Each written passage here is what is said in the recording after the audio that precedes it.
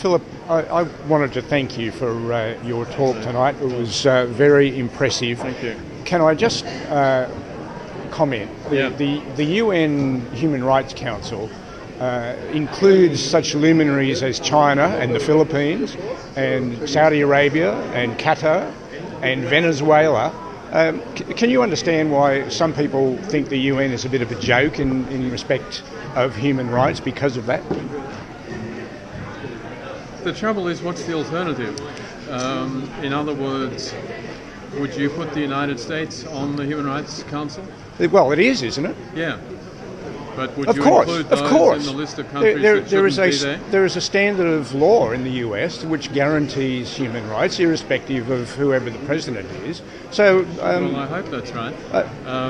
I think the problem is that if you had a small club, and it would be a very small club, of those who we think fully respect human rights, it wouldn't get very far.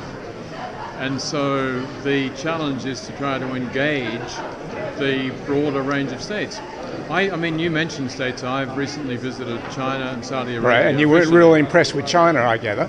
Well, you know, it's a mixed bag. Okay. But the thing is, to be able to go there and engage the Chinese government. They let you in? They let me in to discuss with the judges on the Supreme People's Court, to discuss with high-level officials and so on.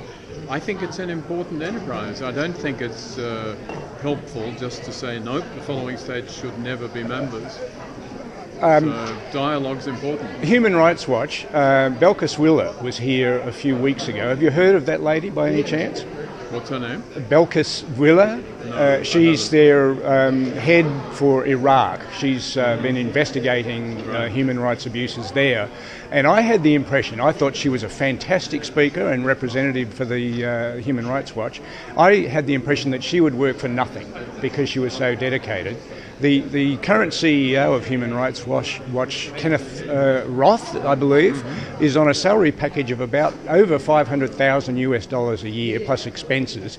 I'm intrigued that why doesn't he do his job for nothing if he's so committed to matters of human rights? I think all of us need to get a salary. I think Ken Roth does a remarkable job. Just lastly, colleges in the US seem to be cracking down on free speech. There have been a number of cases, Berkeley for example, where speakers there's been riots and fires and attacks. Milo Yiannopoulos was scheduled to speak there and they wouldn't let him speak. Ayaan Hirsi Ali was going to get an honorary doctorate, I believe, from Brandeis University, and they had to withdraw it because of so many complaints. I have heard Ayaan Hirsi Ali speak in Melbourne, and I found her a very reasonable person. Do you know her at all? I don't.